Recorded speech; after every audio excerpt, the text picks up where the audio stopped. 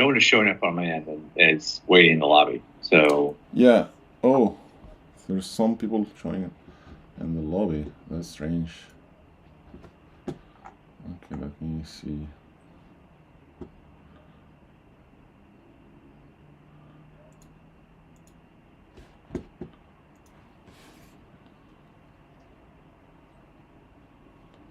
Let's see if this works now. I'm getting a message that's saying chat is only available during the meeting. Oh. Okay, let me fix that. That's a good point.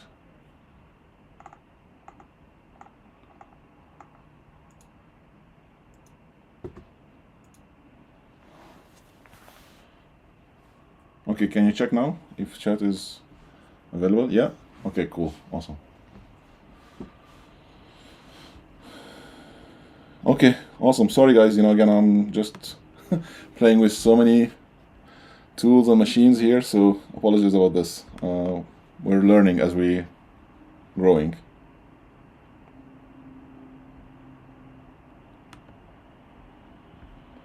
Hey, Joe, are you there? Joe Paulo?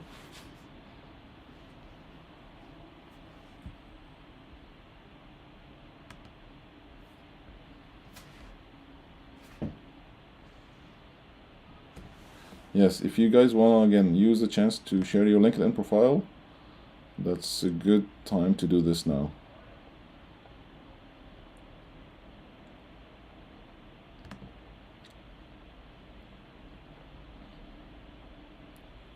And Jonathan, are you able to change someone's role to presenter from your end?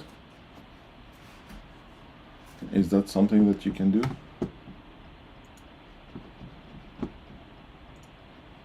Not seeing that as an option for me. And it could be that I wasn't able to sign in because of the issues I was having with Outlook before I joined. Okay. Are you needing people to be able to present? No, I just the speakers. Do the speakers? Can you make them presenters now? Is that something that anybody who's They have to join first. Oh, okay. So I'm not seeing it as an option for me right now. Okay, that's fine.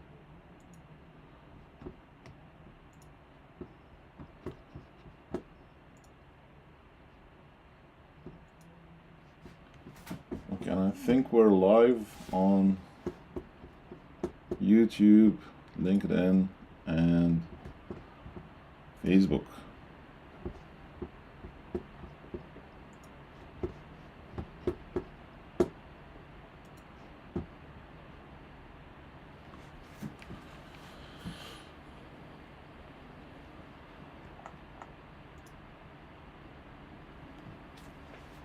Okay, awesome. Let me see if I can do the big, large gallery.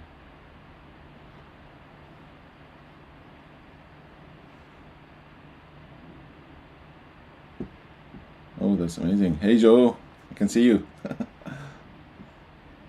You're mute, Joe, you're mute. Yeah, okay. Okay, cool.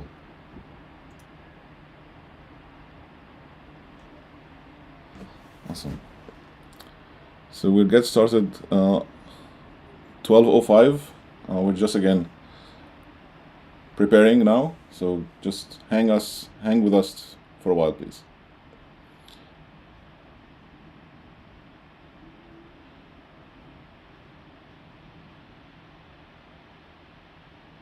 And I'll remove the note takers, please, because again, I don't think we have capacity for everyone. So I'll just please remove the note takers. This is already going to be recorded, so you can always get back to this on LinkedIn or YouTube or Facebook, whatever you like. So please don't use your note takers here.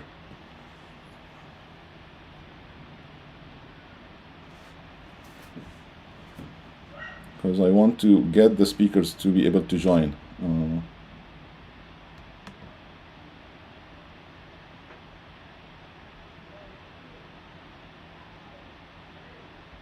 I love note takers. Don't get me wrong. It's a good tool, and it helps a lot.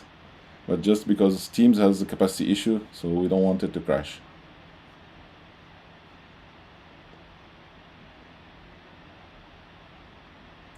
Thank you so much.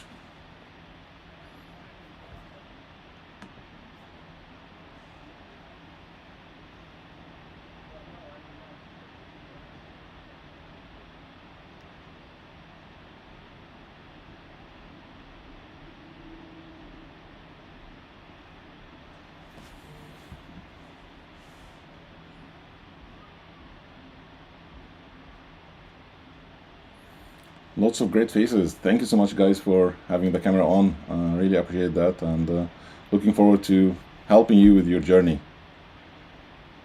My name is Ahmed Zayed. I'm an IT professional and a career coach. And if you didn't met me before, we normally host Sunday calls 11 a.m. with a smaller crowd. This is more focused on answering questions, giving you a chance to ask more questions.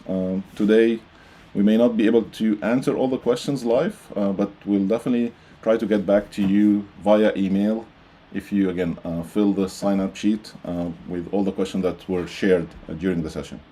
I promise you I'll take a work on that, and I'll give you the best answer on your questions. Thank you so much. Hey, check your LinkedIn stream again. What's happening there? Anything wrong? I'm not seeing it.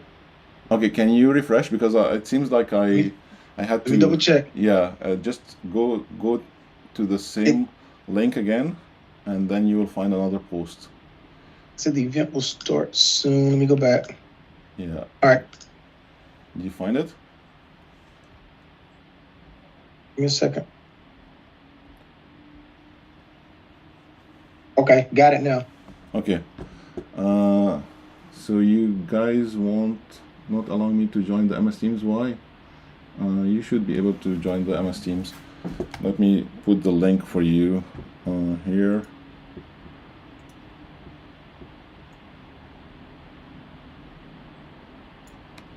But again, if you're in LinkedIn already, it's the same thing like Teams. So you don't need to join the Teams unless you really want to.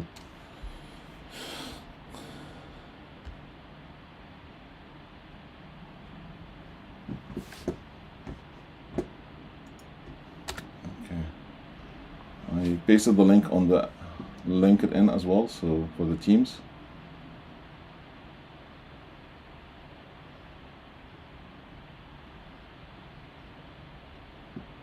Awesome. We have 80 folks on LinkedIn and 109 on Teams so far.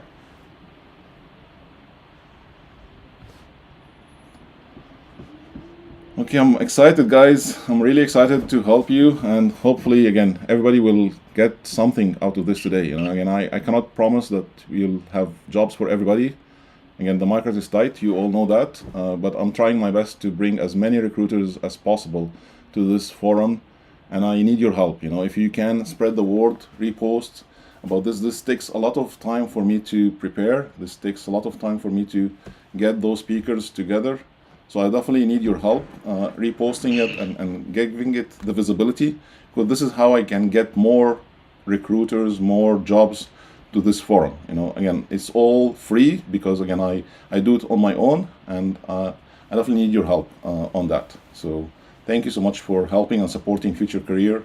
If you can, again, follow the page, that will also get you visibility in all our future sessions. We bring tech speakers from all over the world. I personally work for Microsoft. I personally work for Cisco, for PwC, for Indeed, and I try to use my network to bring good speakers for you to learn from them, whether it's again recruiters, HR, or leaders from tech, or again sales gurus, networking gurus, and others. Let me see if Leif joined. I need to get Leif as a speaker. Okay, yes. Hey Leif, thank you for joining. Let me see who else joined. I think we'll get started, and then I'll hand it over to Leif as the first speaker. So yeah, let's get started. I think it's 12:05.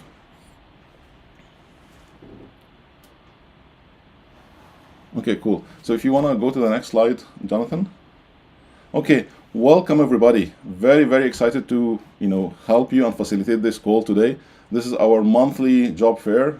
Future Career was organizing it. So in this call, we recorded again to share it with everybody. Everybody can consume it later on. It's streamed live on LinkedIn, Facebook, YouTube. So if you're not comfortable being recorded, please exit now. We're not going to discuss any immigration or visa related things during this call. This is purely for folks who are resident or legally authorized to work in US and Canada. So if your expectation about something else in this call, I apologize, this is not the right call for you. Future Career is a company that is founded by me. I'm Ahmed Zayed, I'm the founder.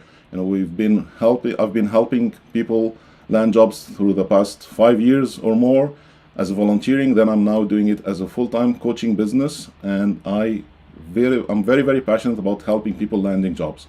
Next slide, please. So again, my mission is to empower you with tools, with networking, with resources to help you learn about your gaps, learn about where you are short on, and this call is one of that thing. So today we have leaders in sales, in networking, in tech, in leadership, and HR, and even startups. So you get an idea about each and every aspect from your journey. There is some challenges that you don't know what you don't know, and this is how you will grow. This is how you manage to cover your gaps through this kind of a call. Next slide, please. So this is not a traditional job fair where you just stand online and just share resumes. This is mostly 5 minutes, fast-paced by every leader who is joining today.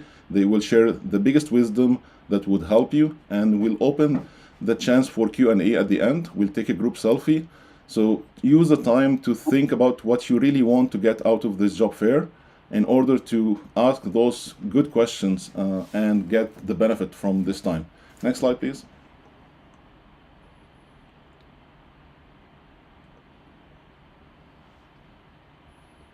Jonathan, next slide. Are you seeing the slide? Yeah. Okay, now it's okay. So again, share the wisdom, avoid spams, please. There is so many people in the chat, and we really, really appreciate that you keep the chat clean and healthy, so that people don't feel bored, people don't fade away from this call and get the wisdom. Thank you so much. Next slide. So what to expect today? Again, we have recruiters joining from multiple companies, and they will be sharing some roles. And there is also some leaders who are going to share some wisdom with you about their career and what they saw and what they think the market needs, or the skill set that you need maybe to focus on for your future. Next slide, please. So those are the speakers. Again, I'm not gonna take time to share every speaker introduction because this will take a long time. I'll leave the speakers to do this on their own. Nadine, unfortunately, she had a last-minute emergency, so she will not be able to join us. So Mike will take her turn. Next slide, Jonathan. So Ryan, Joe, Nisha, and I'll give the presentation rights to every speaker now, just after I finish this. Next slide. Osman is a recruiter for Microsoft. Nick is an expert in cybersecurity with Deloitte, and he used to be an ex-Microsoft with me. Lama is an HR professional. She used to work for GE for a long time. Next slide. And Mike is again a great friend of mine, and he's a senior resource manager. And Jonathan, he was helping me and also going to share some few words about program management and veteran. Next slide. So again, take the chance, ask your questions in the chat. Again, be reasonable. Try to be as specific as possible because again, we will not be able to give you the mic. So try to be clear in your questions so that we can answer it during the Q&A period. Next slide. Okay, so if you want to get the resources after this, whatever links, whatever, questions, just do the sign up sheet. And again, I'll work on sending you an email tomorrow, not today, because I'm not sure I'm going to be able to filter everything by end of day today. So tomorrow I'll send you an email with everything that you need for the from the job fair to consume afterwards. Next slide.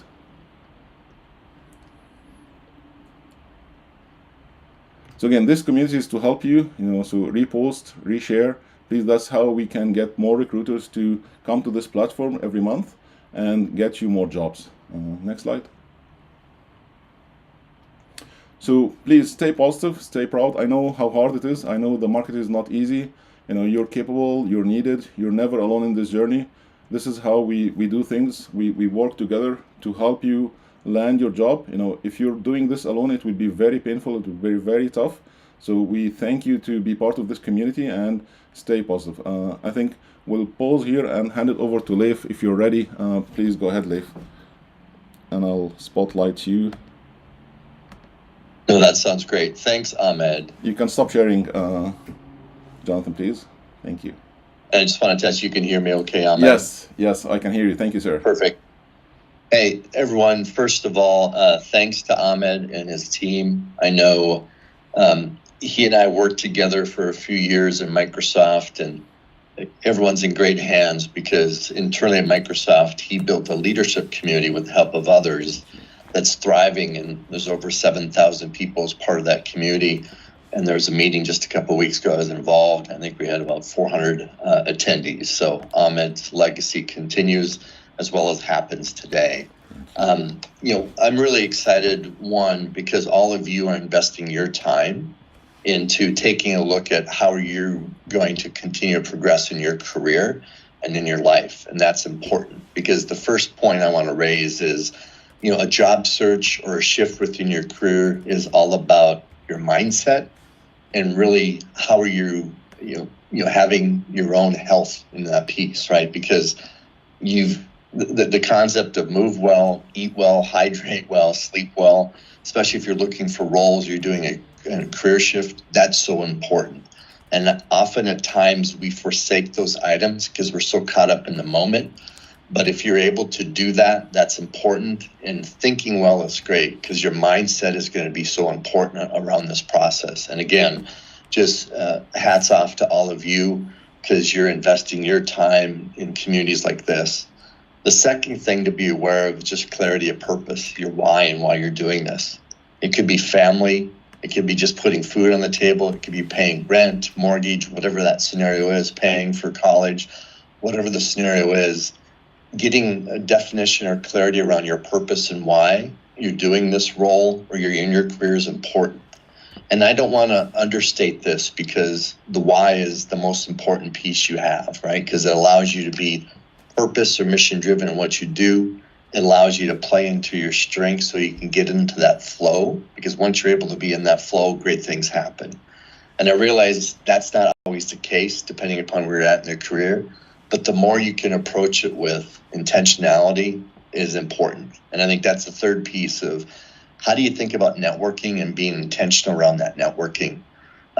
There's the old adage, it's not what you know, it's who you know. And that is 100% true in today's world. And the ability to network using events like this that Ahmed and others put on is huge and it's important. But to do it with intentionality. Because it's not about spamming and sending out your resume or CV to 8,000 people, right? It's understanding the market that's out there. It's taking the time to say, where do I want to invest my time and pursue? And then it's making a connection with those people. Because the more that you can be intentional in connecting with those companies or the recruiters or the hiring managers becomes so beneficial. Because once you're able to make that personal connection, I think my friend Joe Palo, who'll be presenting later, will make that is important on that side. Because that network and intentionality is important. Because just think about this call. I know Ahmed, Nick, Jonathan, Joe, myself, we're all part of folks across the community that we can connect with. So any way that you can make those personal connections using events like this is important. The fourth is just adaptability within your career and wanting to learn. You've probably heard the concept of a lifelong learner. I tell you, the tech industry, it doesn't respect anything but innovation, right? And where we're going to go next. There was a wise CEO that made a statement like that years ago. And the ability for you to learn and grow in this world, that's not just AI, there's security pieces, there's automation that's tied into it. It's such an investment. So as you go through the career change or as you look for job opportunities, make sure you're not only investing the time to sleep well, hydrate well, think well, move well, and go in that direction, but also make sure that you're taking time for yourself and investing, right? It may be certification, it may be helping out local communities in terms of what you can do and grow your skill sets there. But anything you can do to grow not only your technical skill sets, but your professional skill sets are important. And last but not least, it's just confidence in your storytelling.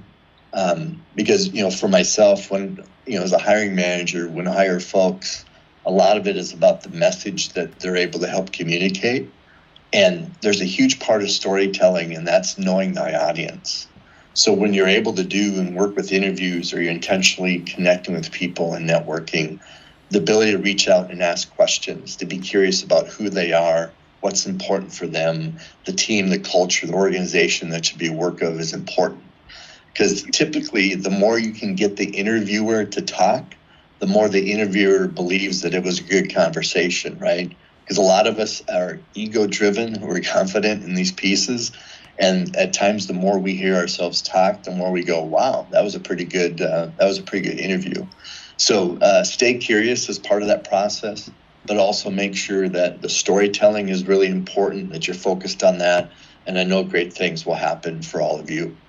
So I'll only be on here, at the bottom of the hour, so I'll drop off, but I'll work with Ahmed and take a look at the chats to make sure if there's any pertinent questions, I'll follow up on that side. So thanks for the opportunity, Ahmed.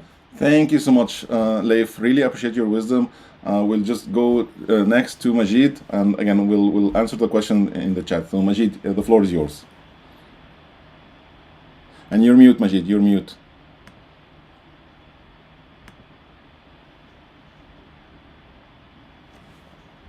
All right. Can you hear me? Yeah, now we can hear you. All right. My name is Majid like magic. I always say it like that because it's so memorable. You got to stand out in the job market. Don't just be easy to remember, be impossible to forget. All right. I got 5 minutes. I'm going to share with you what I can. Can I share my screen? You can. Let's see if I can do this. Dun, dun, dun. Share the screen.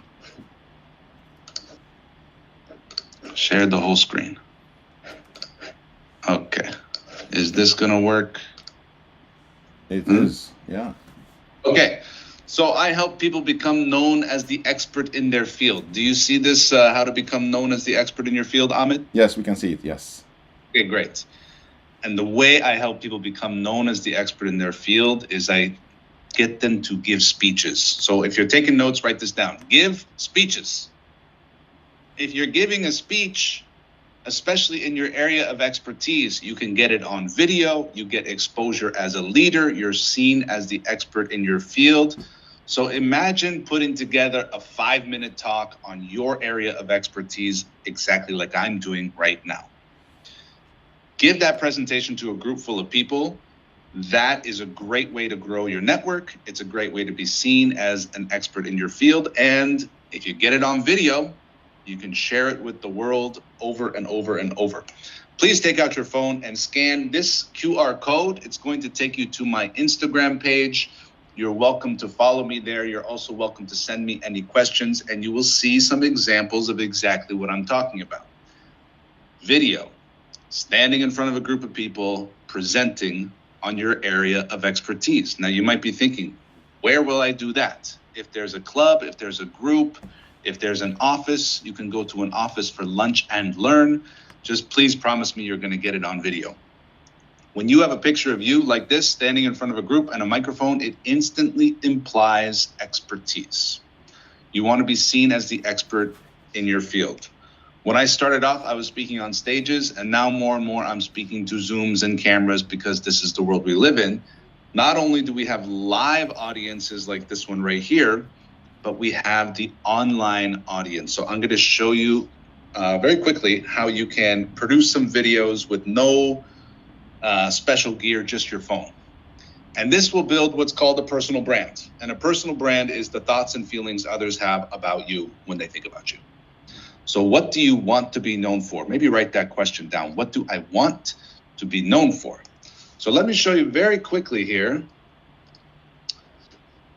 how you can produce a lot of videos for yourself. So we're going to go to our new best friend, the ChatGPT. You still see that, right, Ahmed? Yes.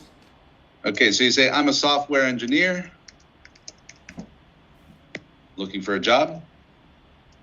I want to make videos to post online. Give me some ideas. And when I say videos, I mean videos. Because when you post a video of you talking to a computer, and I recommend you just take out your phone, open up your camera app, press record, go for as long as you want. Nothing fancy. You don't need lights. You don't need a tripod. Just hold your arm out, press record, and then upload it to LinkedIn, upload it to Facebook, and make it about your expertise. But why video? Because when people see you on video, they feel you, they get a sense of who you are, they get to know you, like you, and trust you, and now you have an unfair advantage in the job market. So let's say, talk about your career, talk about your job hunt. Okay, help me with ideas that showcase my expertise as a software engineer.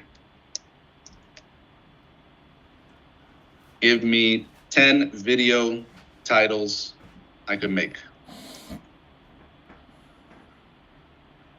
Okay, how to debug complex code, how to clean code, how to design scalable APIs. Now watch this. Write a video script for each video. Now all you gotta do is read it. You just add your personal stories. This will tell you exactly what to say. Just press record, watch this, press record on your camera, upload it on LinkedIn, and you will be immediately in the top 1% of your field because nobody else is doing this, because it takes some courage, because it's a little scary, and this is gonna build your personal brand. You can do it very quickly. That's all the time I have. My name is Majid, like magic. I hope this was helpful. If you wanna network, make videos of you speaking in front of a group and post it online. Make videos of you holding your camera phone and post it online about your area of expertise, and you're going to be in a category of your own. Thank you so much, Majid. Really appreciate the wisdom, and I know this is tough for 5 minutes, but thank you so much. You did a great job. Up My next, pleasure. we have Mike Jibara. Go ahead, sir. That was very good, Majid. I just wanted to tell you I was very impressed with it. And Leaf was also great. Yeah, my name is Mike Jabbar with Medicus Consulting, Executive Recruiting. I've been in this industry now for 16 and a half years. I know Ahmed very well.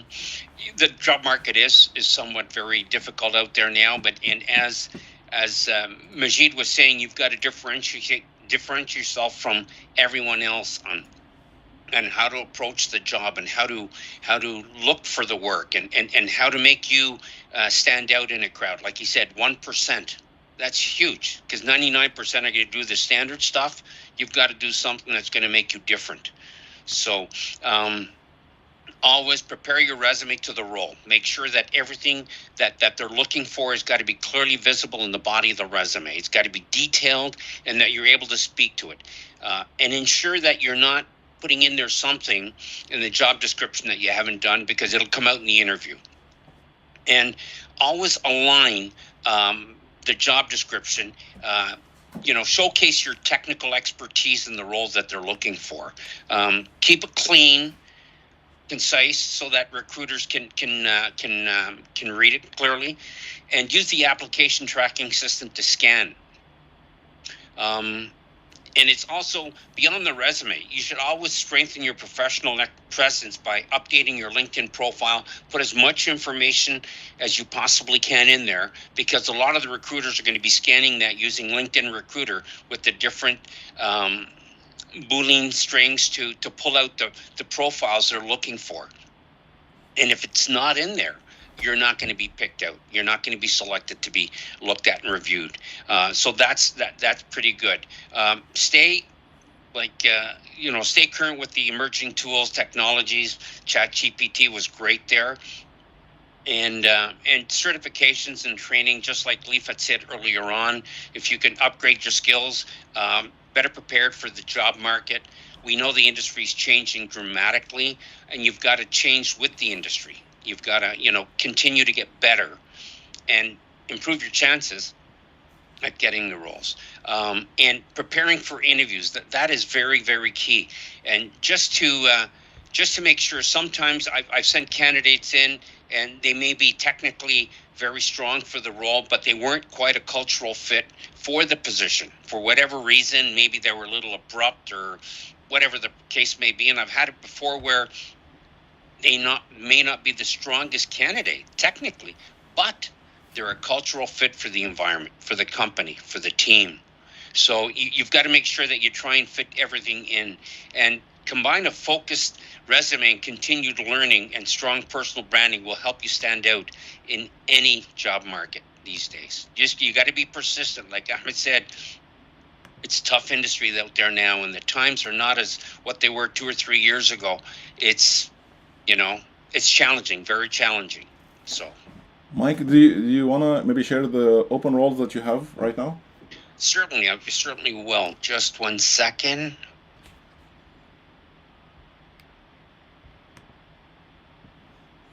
Can everybody see it? Yeah, we can see it. It's a little bit small, but if you can maybe maximize the zoom. Okay. I'm using 2 screens, unfortunately, and okay, I think you can just stick I'm not the most it. technical person, but I don't know how to. It's okay. But I think we've got about Mike, you can speak to it. You don't need to share it. Okay.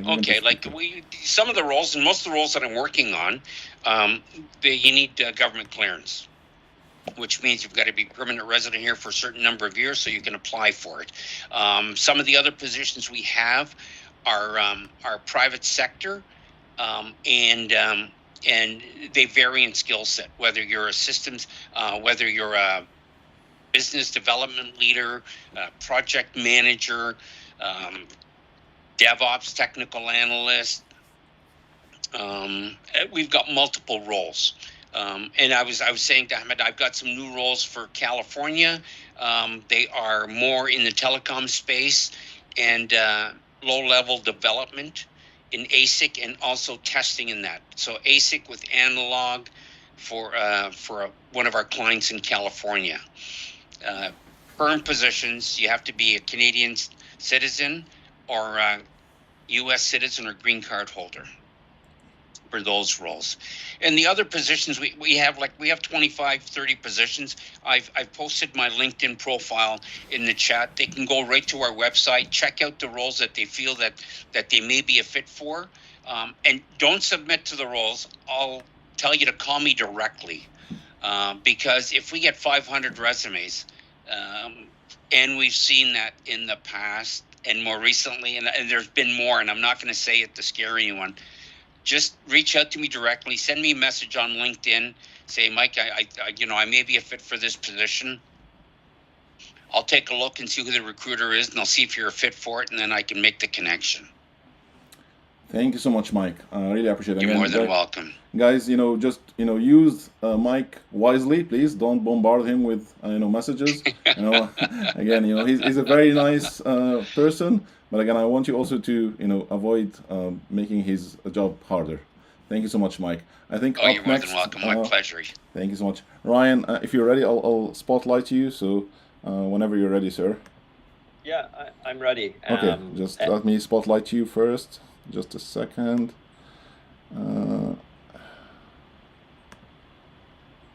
Okay, I think you're good. Oh, yeah. Good to go. Great. Yeah. Thanks for having me here. I'm going to try and share a little bit of a different. perspective. I come from a recruiting background. I've done a lot of hiring as a hiring manager in the past. And like anybody, I've also been a job seeker. My role now is fairly unique one, at least in my city. I'm in Ottawa, Canada. But there's probably somebody like me in your city. So I'll try and share a perspective beyond just my own hometown here. So my role, I work for an organization called Invest Ottawa. And in our city, we support over 600 local startups and scale-up companies. So everything from a dream and an idea, brand new founder, up to 200, 300 person headcount companies, some of the fastest growing companies in Canada. We are a business accelerator, incubator, and there's probably one in your city too. So there are lots of big logos, there are lots of big roles out there, and of course you're going to see a lot of those, and those are great opportunities. What I want to shine a bit of a spotlight on is something a little bit different, is the startup ecosystem and community. I'll plug Ottawa as really a thriving startup community. We have the highest tech talent per capita of anywhere in North America. But there are lots of other organizations like ours in your hometown. So if you're not from Ottawa, I'd encourage you to look up your local startup accelerator and look for roles that you may not always see on the big common job boards. And these are opportunities to take on and wear maybe many hats. Life is short, join a startup is kind of a saying that we like to use. But the opportunity to join an earlier stage business and grow it, you may be able to grow very quickly with that business. It's a skill in itself that if you have that experience working with an early stage business, you'll be very sought after by other startups as you scale. If you've been with a company and you were employee 50 to 100 or 5 to 500, people are going to look for that experience again and again. So it's a great skill set and opportunity to have. I'm going to put in the chat right now, we have for our city, for Invest Ottawa, we have a job board. I'll hit send. There it is in the chat right now. There's a job board where we post startup roles within our community. They're not always seen on Indeed. So definitely take a look at those. And my advice to you would really be, these are roles that are largely based in Ottawa, or they're Ottawa-based companies that may be hiring in your city. So although I'm Invest Ottawa, we're not just sharing roles within our city. So take a look. There are remote roles in Canada. There are US opportunities as well. We also have a program, if you're not in Ottawa, to attract net new talent to our city. So we have a talent pool where you can join, and employers can actually search the talent pool itself. I'll reshare the links a couple times here in the chat. I put the job board. I'll put the link to the talent pool that's there as well. But this isn't unique to Ottawa. I would encourage you to look up the startups and scale-up companies in your hometown and see what opportunities are there. Great opportunities to build your career and grow a different skill set that makes you highly attractable to other startups in the ecosystem. My last piece of advice is you're going to get a lot of advice today, and you're going to get a lot of advice from others. I like to say that hiring advice is kind of like dating advice. If you're going to go online, you can go deep down the rabbit hole. At the end of the day, you don't want to work for everyone, and not everyone wants to work for you, and that's okay. So try and make yourself stand out in the way that's authentic to you. And when you start taking everybody's advice, I think sometimes you start looking like everyone else. And that's not what people want to hire. They want to hire authentically you to solve the problems they have. So don't get bogged down in taking everyone's advice. Take the stuff that aligns with you and is authentic to you. If that's making videos, great. If it's not making videos, that's fine too. Just do it your way, and the employers that resonate with your way are going to like your profile, and they're the ones that are going to want to hire you. I'll put again the links in the chat just one more time. I'd encourage you to look at the job board, find the one that's in your city, and I'll hit send in the chat here one more time, and that's it. I'll pass it on to the next. Thank you so much, Ryan. Really appreciate your time and wisdom here, and we're always happy to have you as a regular speaker with this community. Thank you so much. My pleasure. Joe, you're next. And you're mute.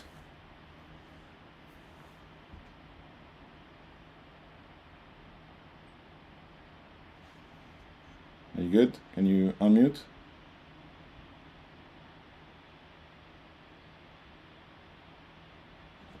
No?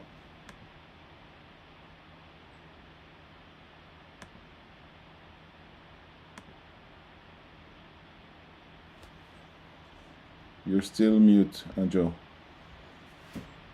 That's fine. Again, I know technology is not always friendly.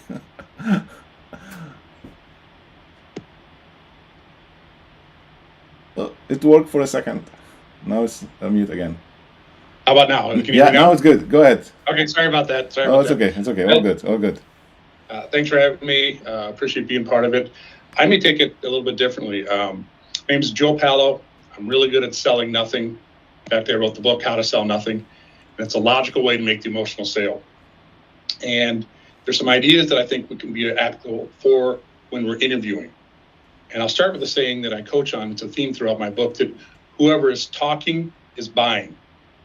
In a selling situation, if I'm trying to sell you and I'm talking more than you are, I'm literally buying your objections. If I get you talking more than me, you're buying whatever's in my bag. Well, let's take that to the interview. The interview is purely a selling. You are selling yourself. And we kind of come at it more from the logical approach, especially with this group, the audience here, where we want to do more of the talking. We want to get them talking. It's a big standoff. They can ask us questions, but we want to get them talking about their culture, the type of person they want, their work environment. If they tell you all that, we can just flip. And then if you mesh with that, that's what you want to talk about. So that's the first point. Whoever is talking is buying. In a selling situation, we want to make sure we get the person across the table from us or across the Zoom talking more than they've got a resume. They've got it all. It kind of shifts to, again, the big theme in my book. In sales, there's two sales that need to happen. There's a logical sale. There's an emotional sale. Both are important, but just real quick in chat, I don't have much time. Put a 1 if you think the logical sale is more important, or 2 if you think the emotional sale is important. And again, they both are, but what do we see when we have that? What would be some answers? Got it. Yep, it's mostly 2, and you're right. The logical sale is needed because it confirms it.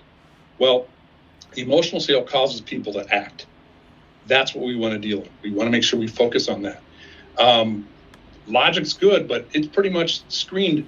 When you come in, they look at your resume, all the logic's been done. So if we get that interview, we have to do something to differentiate ourselves. I think Mike was talking about this. Get them talking about their culture, what they want. That's what we want to get to. So we want to make sure we make the emotional sale with the person. It's not about the logic. It's how you want to connect with the people, because they're really hiring a person at the end of the day. A little technique that really is helpful and useful for everybody. And I think we skip it all the time. This is in sales, but it's also true we can do it in an interview.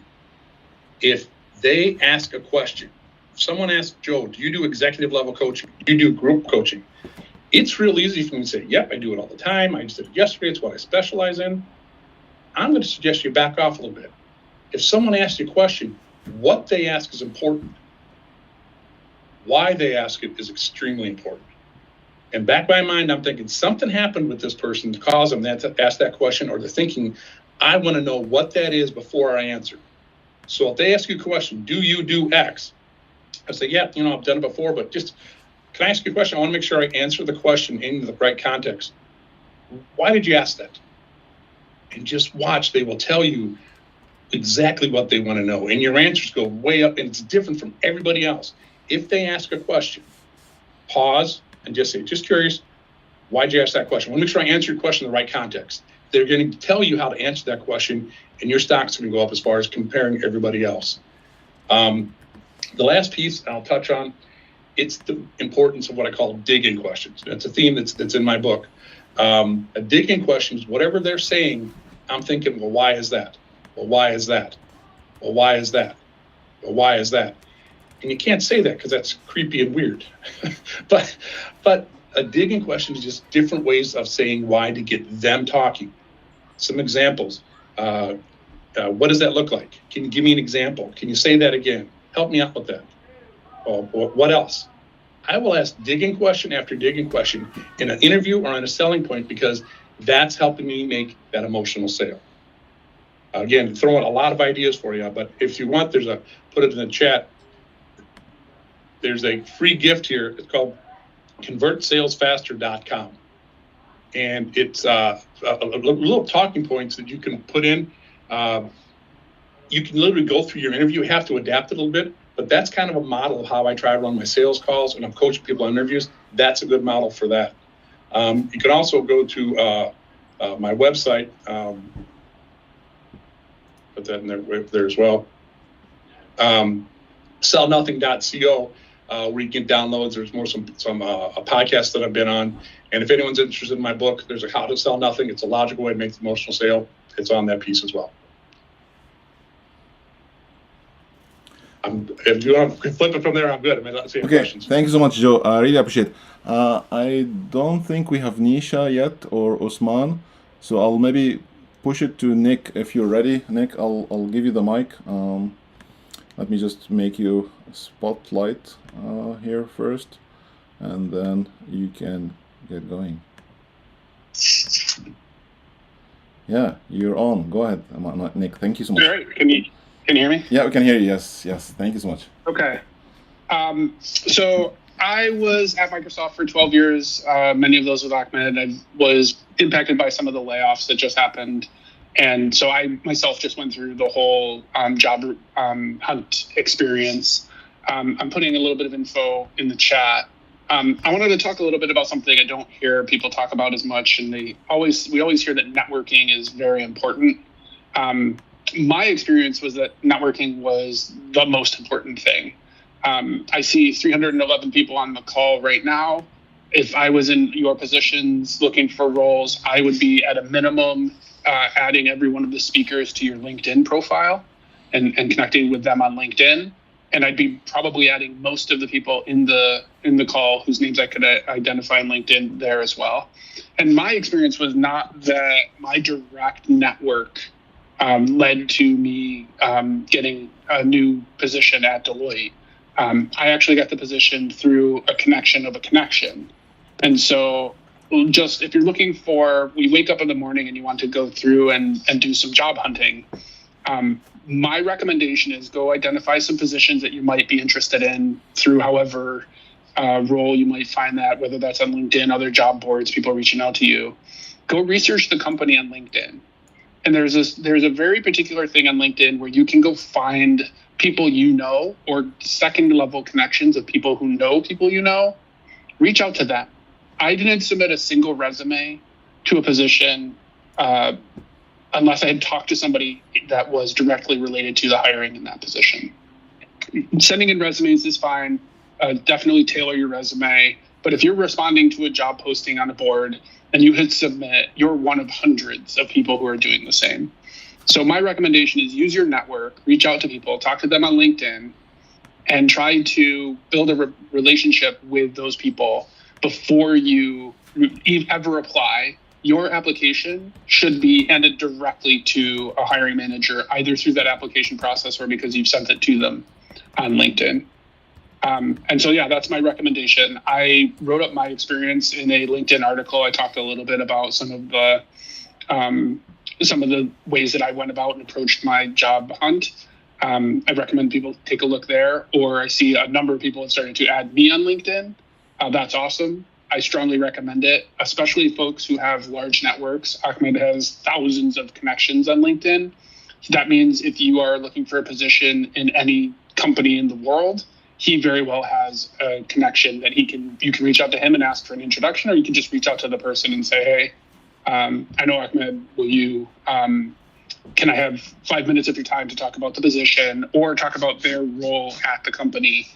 People like to talk about themselves. Most people have 15 minutes to spend to just talk about it. And if it's a good fit, then things will go forward and off you go. So that's my recommendation. Having just gone through this whole process myself, again, I put my information there. I see a number of people have added me. So yeah, that's my recommendation. Thank you so much, Nick. And again, I think maybe, Nick, we want to use your time since you're a cybersecurity expert as well. So what is the top things on cybersecurity right now? AI is the number one technical area for everyone. Go figure out how to do data loss prevention. Go figure out how to protect AI workloads. I'm in the identity and access space. For me, that means the identities and the connections that are being made and making sure that they are scoped correctly. There's a number of resources either on the Microsoft side or any of the other AI engines on how to do AI securely. If you're an app developer, you can go integrate with different AI tooling. If you're more on the infrastructure side, there's a bunch of AI work. All the normal cybersecurity practices apply. AI is just the new thing. And so the place that I see the most activity, both with the clients that I have and on the hiring side, people really don't know how to secure and work with AI in productive ways. They often think of it as work through lists, and it just isn't. It's the type of thing where it will give you the list and then work them for you. Go get very familiar with agentic AI, where you make connections with AI into the different data sources and then actually enable it to go do work for you. But again, people on the cybersecurity side are very nervous. Clients are very hesitant to go turn over large workloads to these AI agents because they don't trust them. And so if we can build security around AI, that's going to be very helpful if you're looking for something to expand your technical expertise into. If you're a network person, go figure out how you can do networking with AI. If you're storage, go figure out how you can be storage with AI. If you're a salesperson, go figure out how to talk about AI as an accelerator for, adoption and, common tasks. Really, if you're not talking about AI right now, you're probably going to be falling behind. And that's my general idea. Thank you so much, Nick. And again, just folks, Nick is going to deliver a deep dive soon with Future Career Community. So just follow Future Career page so that you know when this call is happening. I think it's in 2 weeks, if I remember correctly, September 4th. Yeah. And also Joe is also doing the same thing. Go ahead, Nick. Yeah, I'll give a little preview. When I think about, one of the things I'll talk about is when I think about, the level that people should be in their career. I think about the level of impact that they're having, whether it's on them, learning for themselves, sharing with others, sharing with, the business. And then what is your level of participation, whether you're, just monitoring the activity that's happening. Are you contributing? Are you leading? Are you organizing multiple things? I look at the development of, people's careers through lenses about what their levels are of impact and participation. And so I'll be talking a little bit about how people can move from one place to another and get more involved as they see fit. So please come join me. Awesome. And we'll talk a little bit more. Thank you so much, Nick. Really appreciate it. And again, just guys to reiterate, Nick and Joe is going to deliver calls, deep dives soon with this community. Majid already delivered a very nice call 2-3 weeks back. I highly recommend that you guys watch this video. Tons of wisdom. I think next we have Lama. If you're ready, Lama, I'll spotlight you and give you the mic. Thank you so much, Nick. Can you hear me okay? Yeah, we can hear you now. Thank you. All right. Yes. All right. Hello, everybody, and I'm so happy to be with you all here today. Let me start with a quick story and then introduce myself, but very relevant to what several of the speakers have already been saying to us today. A few years ago, I met someone at a networking event who just introduced herself as an analyst. She was clearly talented, but her words told me she didn't see her own value. So compare that to another person that I met that same night who said, I help companies make smarter decisions with data. Same role, two very different impressions. Which one do you think people remembered? It's likely the second one. It has a little bit more of that punch the remember piece that Magic Majid shared with us a little bit earlier. That's the power of personal branding, and it's important in your professional life. It is actually critical. I'm not just going to say important. It's critical in your professional life if you are trying to stand out between the thousands of others that are also out there in the market looking for exactly what you are looking for. My name is Lama Yunus. I'm a leadership coach and a facilitator, and my professional mission is to empower individuals to feel safe bringing their whole self to the workplace so they can deliver their best work. All of this is exactly the same thing as the personal brand, as the bringing your authentic self forward that our previous speakers have been sharing with us today. I've been in corporate HR in Fortune 100 companies for the past 20 years, helping professionals accelerate their career growth and shape their careers the way that they want, the way that feels authentic and fulfilling to them personally. And a big part of that is learning how to craft and live your personal brand.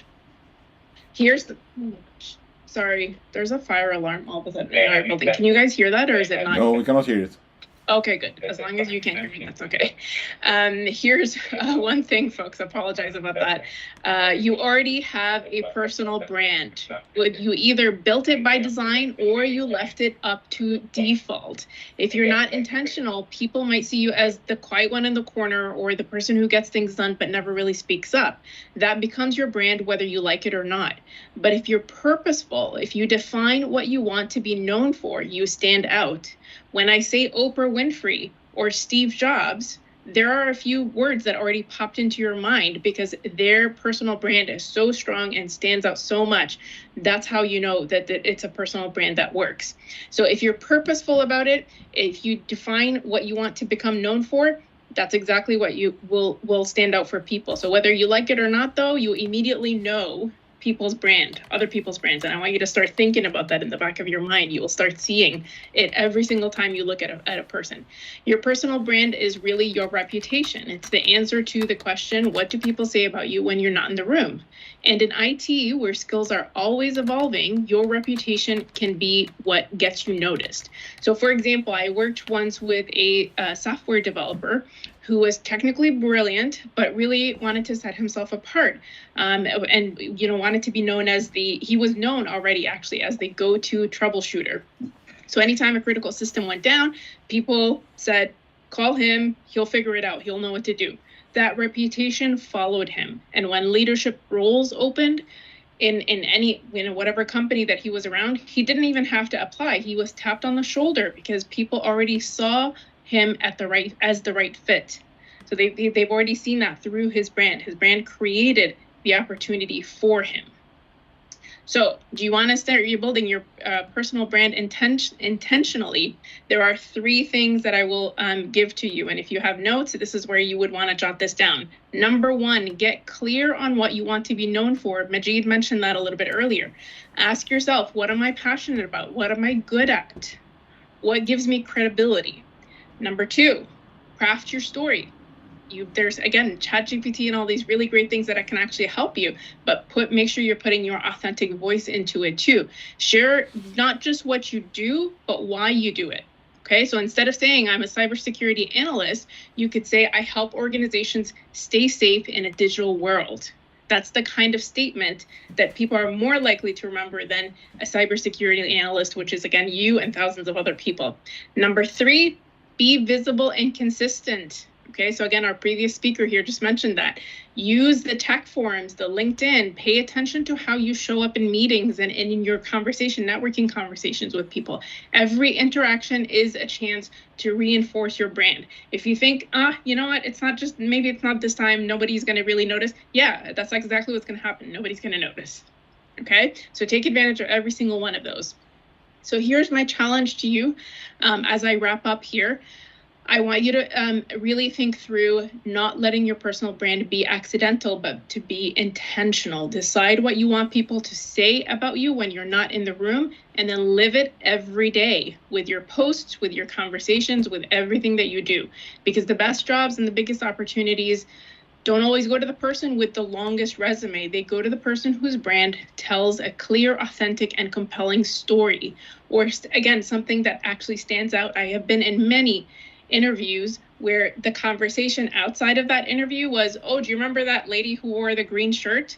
or the person who said that they are, their specialty or why they were passionate about this. That's how we remembered them. It was not through their names or the length of their resume. There were the memorable things from the interviews that we've spoken to. And I promise you, these are real conversations that happen in offices. I'll leave you with this to end. You can either be remembered or you can be forgotten. The choice is yours. You do have control over that. I'd love to continue this conversation with all of you. Please do connect on LinkedIn. Follow my posts. I share practical tips and insights on career growth all the time, personal branding, leadership, all these good things. I will drop my LinkedIn link in the chat right now. And I was very happy to be here with you all for talking about one of my favorite topics. Thank you so much, Lama. And we're working together with Lama to get her to speak to the community. Again, a deep dive. We'll define that time later on. But thank you so much for the wisdom. Up next, we have Jonathan. Jonathan, please, the mic is yours.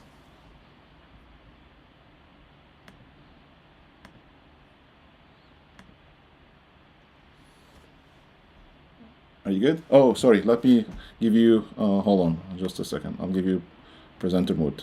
Sorry, my fault. Okay, try now. All good. Yes. So I really appreciate the opportunity to chat. And my name is Jonathan Tennis. I am a Microsoft alum. I spent about 3.5 years with them as a senior customer success account manager. Before that, a variety of different program manager roles throughout the national security space. I am an Army veteran from a long time ago. It's funny, Nick and he didn't have my notes and I didn't have his, but I'm sort of listening to Nick talk and I'm like, yeah, that was exactly what I was going to say. So I'll spend my time sort of foot stomping on those issues. The networking thing is one, I join tons and tons of networking events. I co-host 2 mentoring sessions every single week, mentoring/networking sessions. One of them is that Sunday session that Ahmed mentioned at 11 a.m. on Sundays, where you have an opportunity to connect and hear from folks and build community. The other's on Friday afternoons at 1:30 p.m. Eastern. And both of those are free and open to all. And one of the things that I see in a lot of these calls, and then I participate throughout, in other events, is everybody wants to connect with the person who's got the microphone. And it's understandable, right? It's human nature to be like, okay, the person who has a microphone, the person who's leading this, the person who's being, given an opportunity to present must be the expert. But the reality is that you never really know what your network can provide for you. And that's something that I've only discovered within the last few years as I've really been investing more in LinkedIn.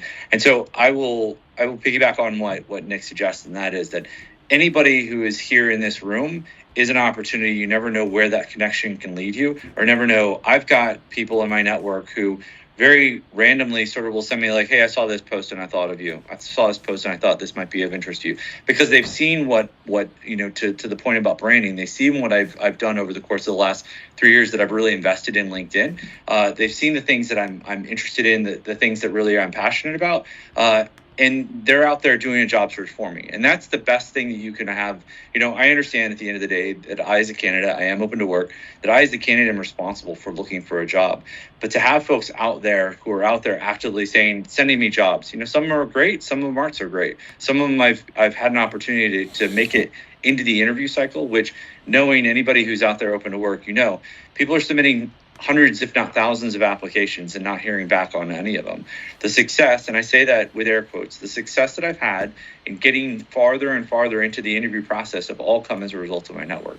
They've all come as a result of me leveraging the referral systems, me asking folks in my network to help. Hey, if you hear of anything, at the end of the day, I again recognize that it's my responsibility as a candidate to do the job searching, but I'm being open and vulnerable to folks and saying, hey, look, I need a job. I'd like a job. Here are the things that I'm good at. Here's the areas I'm looking at. Folks who sent me notes and said, hey, are you interested in relocation? I'm not really at this point in time. I live in the DC area. That's where I do want to stay for at least the next few years.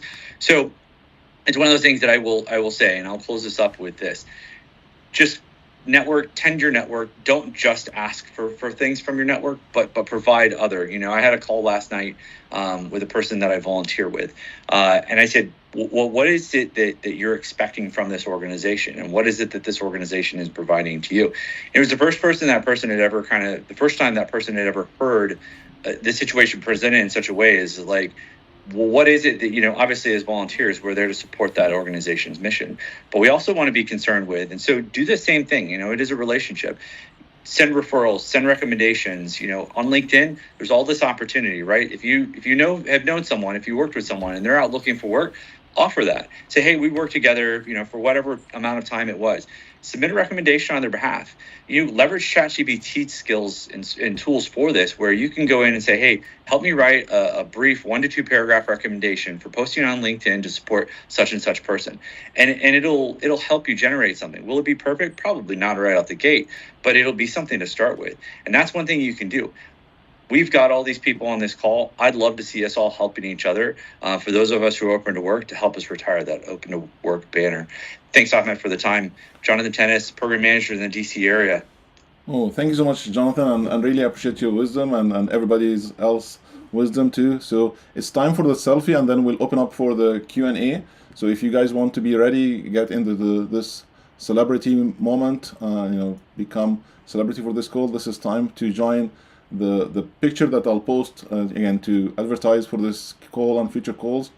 So I'll give it a few seconds here for folks to join the camera. Hopefully we have a bigger crowd, and then we'll open up for Q&A. So let me take a few seconds more. Some folks are joining. I see more crowd are getting the courage to be in camera.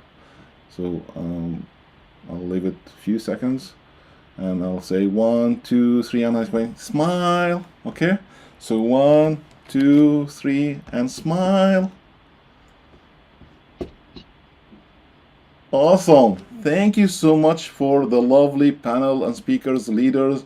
You've been amazing. I know some folks need to drop, but again, thank you so much, guys, for attending today. Stay positive, stay proud, and we'll stay for longer just to answer any Q&A. So if you have questions, either type it in the chat, or maybe I can get some folks to unmute and share their question live if you would like. So again, and if you have a specific question to a specific speaker, please put their name in the question so that they know that this question is for them. So let me maybe see some of the questions on LinkedIn as well and see. I think there was a question about some of the job applications today has a ton of programming languages, which is making it tough for job seekers to apply for. So maybe I'll ask Nick real quick to how to deal with that, and then Mike, also from your point of view, how does a recruiter take that? Nick, if you're still there, do you want to share a few words about this? I'm not sure if you're still there. Okay, maybe Nick had to drop. Okay, Mike, please go ahead. And if you're speaking... 1 second. Yes. I can't unmute. Yeah, you're good now. We can hear you.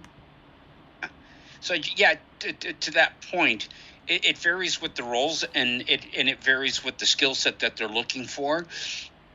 What I'm seeing now, there's not as many Java roles as there were in the past. Now it's more .NET or embedded software, the ones that I've seen with us. So it varies actually with the roles in terms of what software application that they're looking for.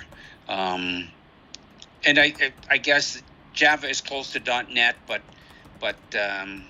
yeah, you'll have to just do your research in terms of what the marketplace is looking for with other companies and other roles, and then you can gauge it from there.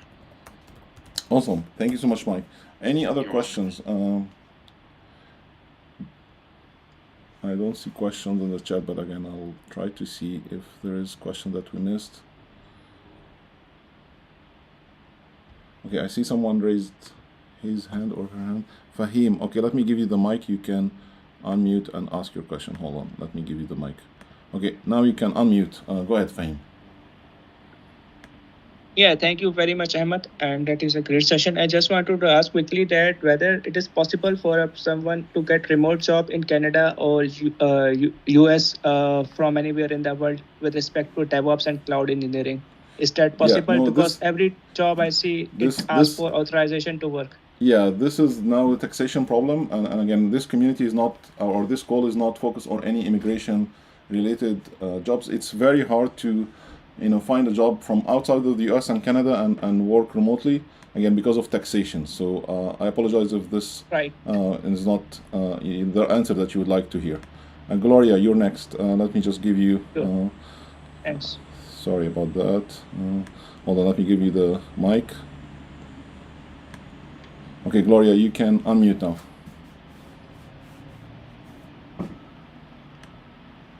Gloria? Okay, if you're not ready, I will just maybe go to Rushab. Rushab, you can. Okay, Gloria, I think you're unmuted now. Go ahead. Yeah, I have a question. Well, the question is, what percentage of fit should we be applying for? Like 85, 90? So you mean applying online? Yeah, whenever you apply for a job, should you just look for jobs that where you have like over 80% fit, or? Yeah. I'll let Mike answer this. I'll give you my perspective, and then I'll let Mike answer from his perspective too. So again, 80% of jobs are hidden, and you need to network. You need to find the hiring manager. You need to find connections for folks who can endorse you, refer you, because that's how you get to the back door. If you just apply online, you're competing with thousands of people, and maybe your resume will not pass the ATS itself. Even if you're an ATS expert, you may not pass it. It's a very complex system. It's very tough. Regardless what you do, sometimes it's very hard to pass the ATS. So I'll pause here. Mike, what's your percentage of people who come for you online through cold applying or versus networking? You just speak to you directly.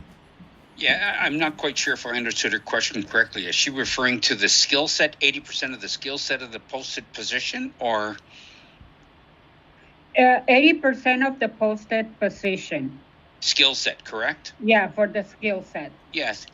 Well, it's like anything else. If you got, that's a pretty good percentage, but it depends on where they're emphasizing their strongest requirements. Like if it's something that is not one of the main requirements that you haven't done, maybe you've done something very similar to that, and it wouldn't take you long to get up to speed. But most likely they would like to see something that is, and I'm not sure, like 90%, 93%, because not everyone's going to have everything, correct?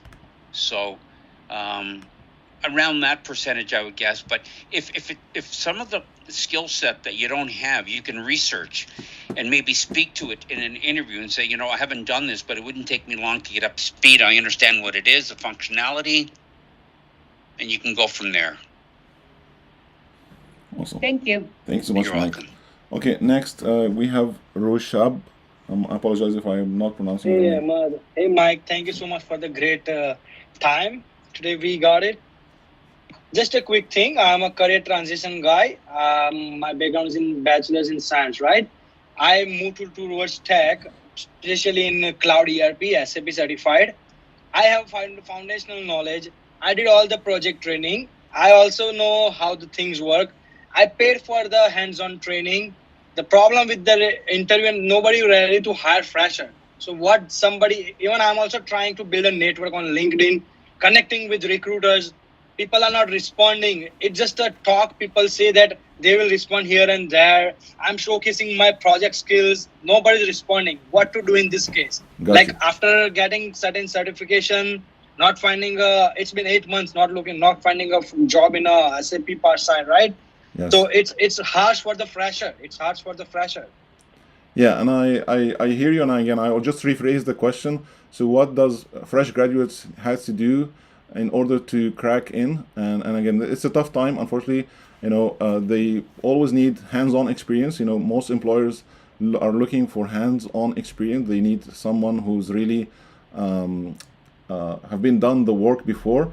And I think, in this time, you just need to do some volunteering or projects, build your own products or thing that you can show up as experience so that you can show that this is experience. And again, it could be a communication skill, that you need to speak about yourself in a different way to show that you have expertise as well. Because if you just come up as a freshman or a fresh graduate, that positioning may itself make you lose attention. I'll pause here, see if Mike have any insights, or Joe. Again, Joe also have a ton of wisdom that he can share from a sales point of view, how to position yourself here, Joe. Yeah, am I on? Yeah, you're Am I good. muted? I guess I was just speaking at a university. My book's part of an advanced sales class with seniors. And one of the students asked me, said, what can I do to get up there? And I'm kind of old school, and it may not be viable, but I just said, hey, have you ever thought about printing out your resume, putting it in an envelope, writing hand delivered, and deliver it to the CEO, deliver it to the director or the HR person? Do something to get yourself to stand out, because everyone's doing the same thing. The more you can do to differentiate yourself, that's going to move you further along. So it's something that's very old school, very simple, but hand deliver it. Maybe put a cup of coffee with it or something like that, or a free Caribou gift card. It's very kind of maybe even corny or dorky, but it gets your attention. So just a real quick and simple thing to try to get that name in. Again, it may not be viable if you're looking at different situations. Thank you, Joe. Mike, any insights? The only thing that I may be And you're muted. The only thing I can add is make sure you list it. If you've done some big project in school, make sure you list those projects in your resume, and make sure that you are, and what you've actually done on those projects. If you were part of a team, what was your exact role in that team developing that solution, that project? That's the only thing. And if you've done co-op is experience also. If you've done that, make sure you... It's a career transition, Mike. Sorry to interrupt, but it's a career transition, right? So again, I don't have any kind of experience in this part. So that's real challenging right now. Yeah. I think we can join us on Sunday, Shubar, and we'll help you more. I think this needs a little bit more deep dive. So I don't think the time today will help us support you. But connect with me offline, and you can also join us on Sundays. Thank you so much. Nisha, I think you're next. Nisha Mishra. Thanks. Yeah, thanks, Ahmed. Thank you so much for organizing this. This is helpful to us. And my question is, I'm 15 years plus experience. So how much weightage of the certificates is having in the resume? So do we need to get some certificate, or our experience will be working? Okay, I'll give you a quick insight, and then I'll pass it on to Mike and Dr. Barnabas too. They have a ton of experience and they can maybe share. So certifications are good, but there is so many people who have certifications today. If you cannot do the job, then certification doesn't matter. If you cannot solve the problem that the employer is looking to solve, if you've not seen the tools, you've never used the commands, then it's not going to be helpful. So your best bet is to position yourself as a problem solver and show how did you solve similar problems that this employer is looking for. So that's more important than just adding more certification to your belt. I'll pause here, hand it over to Mike first, and then Dr. Barnabas. Yes, well, it depends on what experience you've done. If it's anything, I'm not sure if it's North American experience or offshore experience, and you can, like Ahmed says, you can be most certified, but the market is very, very challenging. That's all I'm going to say. It really, truly is.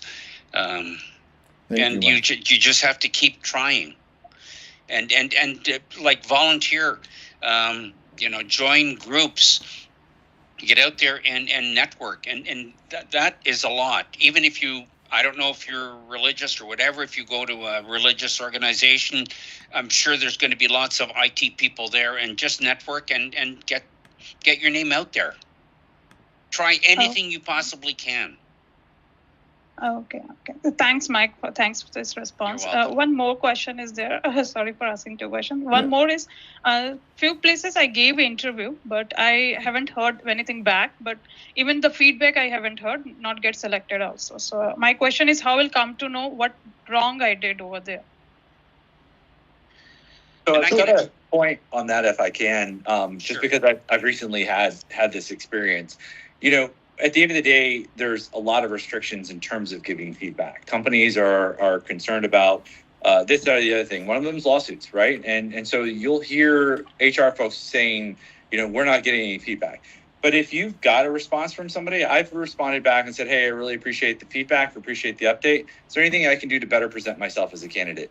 Some of them have said, you know, and I've had that. I've developed relationships with some talent acquisition folks over the years. One of them that I've worked with that I want to rejoin a company that I had previously been a part of said, hey, your resume is just not doing the work to present. They know me, they've worked with me for years, and they looked at my resume and were like, hey, we need to tweak some things here and there.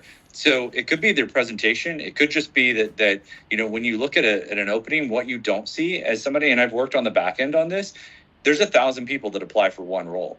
How do you screen through 1,000 candidates? It's really hard. And what I've generally kind of seen from my own experience is you take the first 30 or 40 or 50 that are qualified, that pass through the screening, and the rest get kind of either put into, you know, a database of you know, for a talent pool for folks to pull from later on.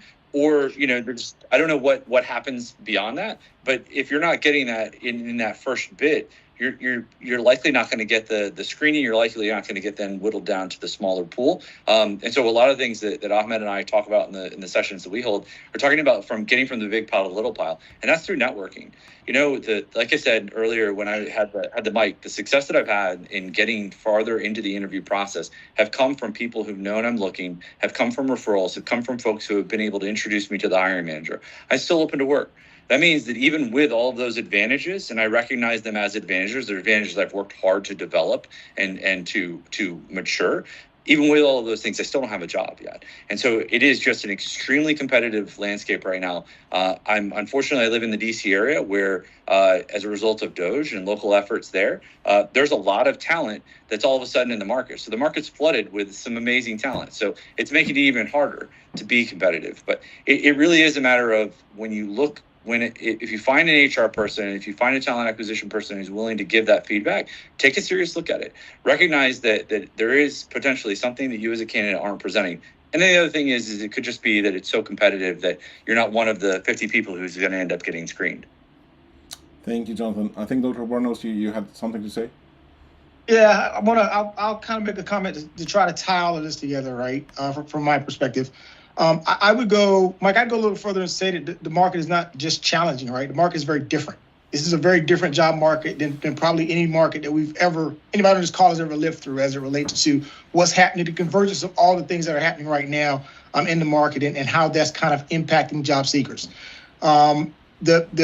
I see a lot of the comments and I hear a lot of the conversations that are going on, and people will always start out by saying, I have X amount of years in this, right? In this particular thing. And in older job markets, that carries some gravitas. But in this job market, it doesn't. Because as one of the people that was speaking earlier this afternoon said, if it's not related to AI, it's not really gonna land in the way that you think it's gonna land. So as you think about what you do, and as you think about how you package, redo that, and how you represent that, you have to think about it in the context of what the job market is looking for right now, not what you have experience in doing as it relates to just being able to rely on, I have X amount of experience, I have these certifications, I have these things. It's about what is that niche that employer, Jonathan just said, is trying to solve, and being able to write to and speak to, as Joe eloquently put out there, solving for that niche, right? Because that's the key that's going to be able to get you where you need to be as far as landing the thing that you're looking for. The other piece that I would say is it's going to be very hard, and this is from personal experience and from conversations that I've had with other people, it's going to be very hard to transition into doing something very different than what you were doing before in this particular job market, because it is flooded with people who have experience and expertise in just about everything that you can think of you want to flow into.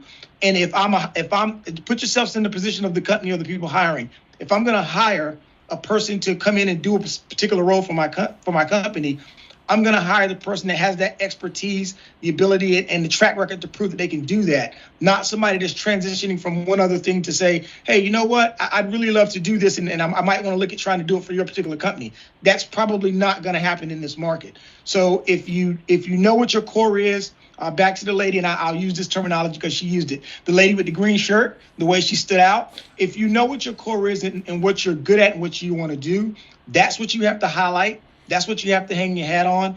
And if you can get something in that particular field that was going to get back into that particular field and actually have a job, then start saying, if I want to transition and do some other things, I can start doing that while I'm working, right? Trying to do that while I'm working. If not, the other way to do that is to just say, hey, look, I'm going to go away and I'm going to come back and reinvent myself. If I want to be something else, I have to go do that work so that when I show up, and it's not just on a piece of paper, but to the point that Mike was making, when you start asking me questions about what I'm telling you I know how to do, if I can't answer those questions, it doesn't matter how many certs you have. It doesn't matter how eloquent that resume is. If you can't answer those questions, you can't do that job. So you have to go back, reinvent yourself, and come back and be ready to present and show whoever you're talking to that I have background that supports it. I have certs that support it. I have all of these things that support what you're asking me can I do, and then you'll be able to progress and proceed at what you're trying to do. So thank you. Thank you so much, Dr. Barnos. I think we'll go to Julian. Julian, if you're ready, you can unmute and ask your question. And please try to share the name, role, location, and your question, please. Yes, sir. Thank you, Ahmed, for this great time. I'm really appreciative of all you guys that have come out to let us know exactly how we can get ahead and improve. Just a little bit of background about myself. I started as a self-taught developer. I first began to make my own website and like single-page applications in Angular, and moved on to become full stack. I've definitely been able to work in and out of the industry, just open source contributing on GitHub, as well as anything from large scale applications. And it's really been a lot of knowledge and experience, wisdom that's really helped me along my journey. It's inspired me to do things like get Network Plus certified. So just having all this in mind, I'm definitely here and very happy to hear about all the great things that I can do to have an even stronger network presence. But I guess my question would be basically, my question is, of having a strong network presence, a good niche, having, for me, it would be kind of like the DevOps infrastructure, architecture, and testing kind of bad. And having certain projects and a side portfolio, or a portfolio that you could add to your interview and your appearance. What are some of the things that people should start leaning on these days in order to have a great appearance beyond that first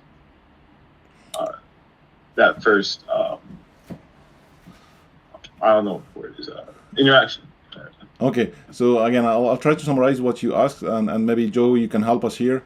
So I think the question was about how to stand out in this tough market.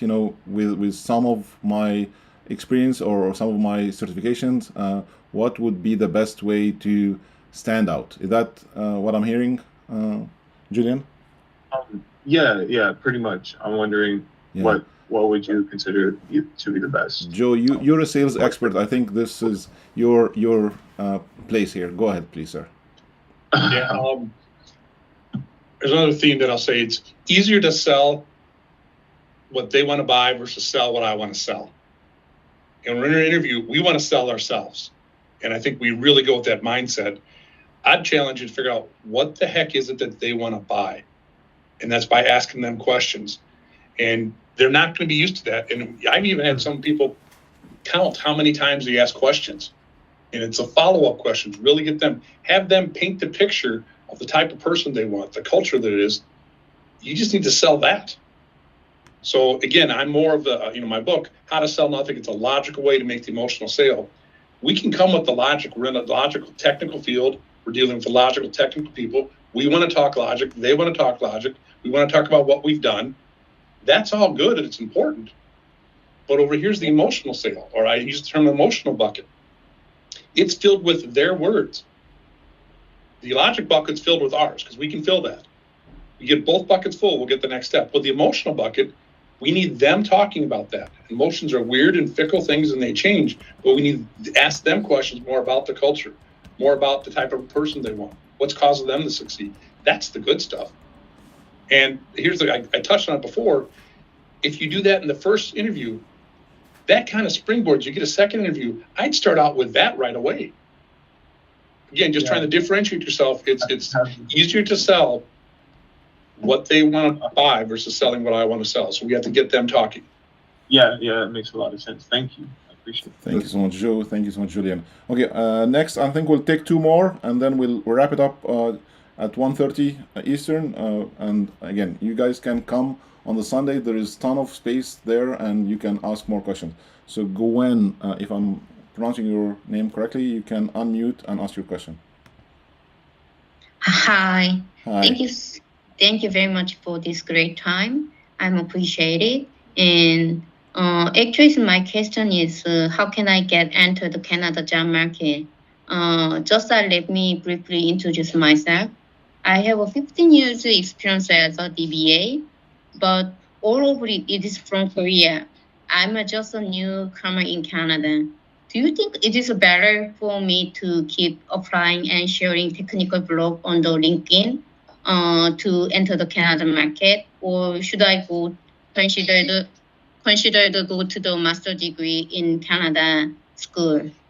Which one is better?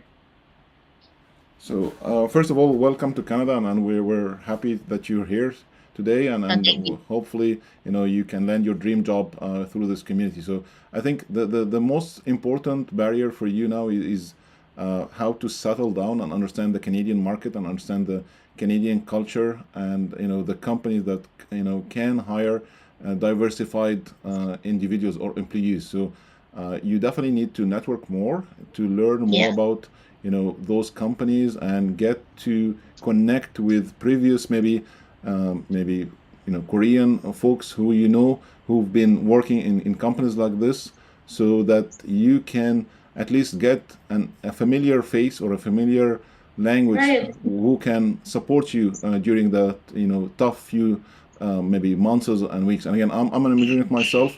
I suffered a lot in my early beginnings. It took me a while to understand the market, but there is a way. Again, work with a coach, get some help from mentors, and learn the communication style, because again, that could be your biggest barrier at the early beginnings to settle in.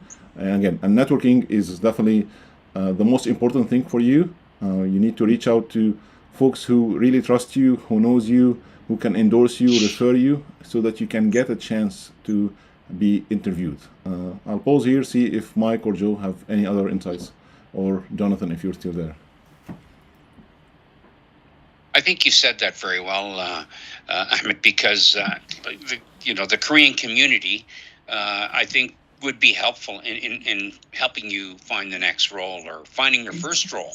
And I'm not sure about the master's degree, but I think networking is very, very key here. Yes. Because anybody from Korea in a Korean community probably knows the companies that you've worked with in the past, and they can share some, recommendations and some suggestions on how to go about it. Thank you. Yeah, but this Korean community doesn't have people work in IT, so that's the problem. Yeah, again, you may want to dig more. You will find some people. I know it's don't just rely on the first connection. You could speak to someone who knows someone. That's how it works. You don't just rely on the first degree. Joe, do you have anything to add here? I'm just going to repeat myself. It's anything you do to make yourself a relationship. It's the same thing. It's the same answer. And you got to make yourself stand out. It's got to be that connection. I will say that I do coach on this. A lot of it, I believe the clarity of our vision is directly proportional to our endurance. And when we're trying to figure out what you want to do, make sure you're crystal clear, because that's how hard you're going to work, your endurance. So crystallize and internalize what you want in your job, what you want out of the interview, kind of really break that down and have a list of this would be a good meeting, and write that down before, have your meeting, and see if you did that or not. Thank you, Joe. I think we'll take one last question and leave it there. So Asif, you're our last question here. So go ahead, unmute and name, role, location, and your question, please. Yeah, I'm Asif Mahmood. I'm based on Toronto, Canada. I'm a software engineer with over 3 years of experience, and I also have a Canadian master's degree.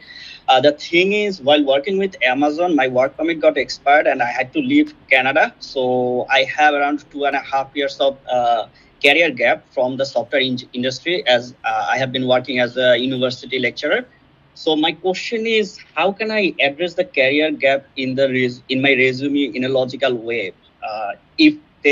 If I send an email, I can explain the career gap, but in the resume, how can I highlight that part that it was because of the work permit expiration?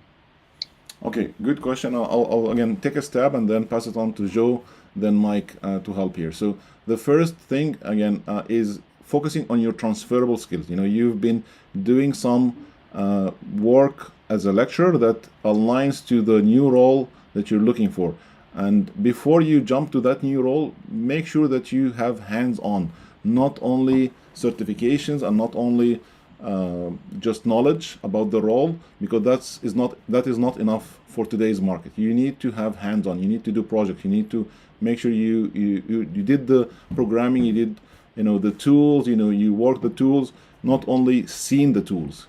So that's my 2 cents here. Actually, Yeah. Sorry. Actually, I have over 3 years of experience in US and Canada, including 1 year at Amazon. So I have hands-on experience, but I'm not getting the interview calls that I'm expecting to get. So do you have one specific role that you're targeting, or do you have multiple roles?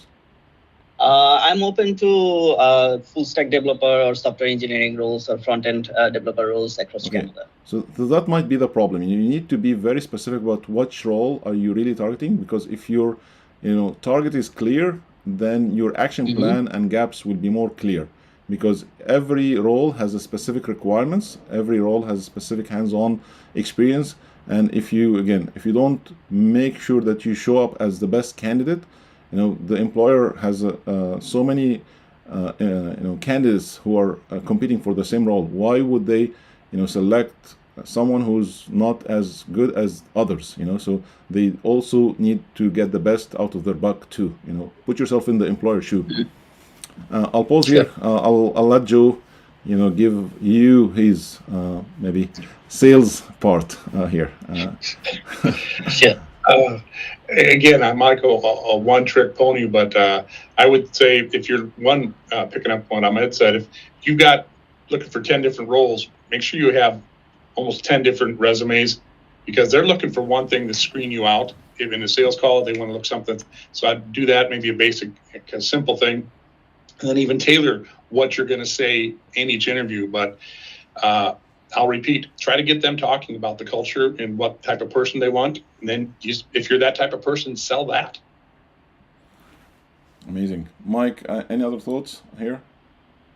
It's difficult with gaps in your resume. And sometimes they'll say, because you haven't been, in technology in whatever length period of time, a year, 2 years, or 3 years, it's, did you take any courses? Did you do anything in technology at all? It honestly, it's a difficult thing to overcome. I'm not sure how to answer to that. It's always a question that comes up: why, where, how come, what's with the gap? And then if you're lucky enough to get in, and then you can explain it. But it's just getting in there. It's the only thing. Okay, I think we're on time. Thank you so much for the amazing panel speakers. I know that some folks already left, and I know that there's so many other questions left unanswered, and I apologize for this, just for the the sake of time. I don't want this to be more than 1 hour and a half. It's a lot for you to sit on a call, and I think your brain gets foggy after that time already. So if you want to continue to absorb or get more insights, join us every Sunday, 11 a.m., the same link. This is where we, have smaller groups. We chat, we answer questions. It's more easy to ask questions at a Sunday than today. And if you like what you've seen today, please speak about us. This is how we can grow this community. This is how we can get more jobs to you on this next month's job fair. And again, I apologize personally if there is anything that I couldn't do, and I'm trying to do this on my own. And again, I have so many folks helping me as well, backstage, and some speakers couldn't make it today. I apologize for that too. They had some emergencies, but thank you so much for listening. I hope this was useful. I hope this was a good investment of your time. So stay positive, stay proud, and you will land a job. There is no way that you don't land a job. Just pick a lane, pick a path, and stay in that lane for some time. The biggest problem that I see with most of the people that I work with, that they switch lanes quickly, and this make them frustrated because they didn't finish the lane. They didn't finish what they started with. And that's mean that you're starting from zero almost. Every time you switch a lane, you start from zero, which is really frustrating. So pick a lane, stay on that lane for at least 3 months, and understand what that lane needs from you. It's not only about technical skills. It might be your communication skills, it might be your interviewing skills, it might be your resume, it might be your goals, targets, and be very clear. What do you really need? And if that's very clear for you, then just go and chase it. If you worked before with specific companies like Microsoft or Amazon, then that's the industry that you want to be in. If you work for, let's say, financial tech, then focus on financial tech. Don't just try to go to healthcare, because you don't have that experience. So I'll leave it there. Thank you so much, Joe, Mike, and Dr. Barnabas, Jonathan, and Leif, Ryan, Lama, and everybody who joined today. Majid, you were amazing, guys. I really enjoyed your company, and looking forward to having you again on the September job fair and helping you with your job search journey. Thank you so much. Enjoy the rest of the day. Take care all. Bye. Great job, Ahmed. Thank you. Bye. Bye, everybody. Good luck. Thanks, Ahmed. See you on. Bye-bye.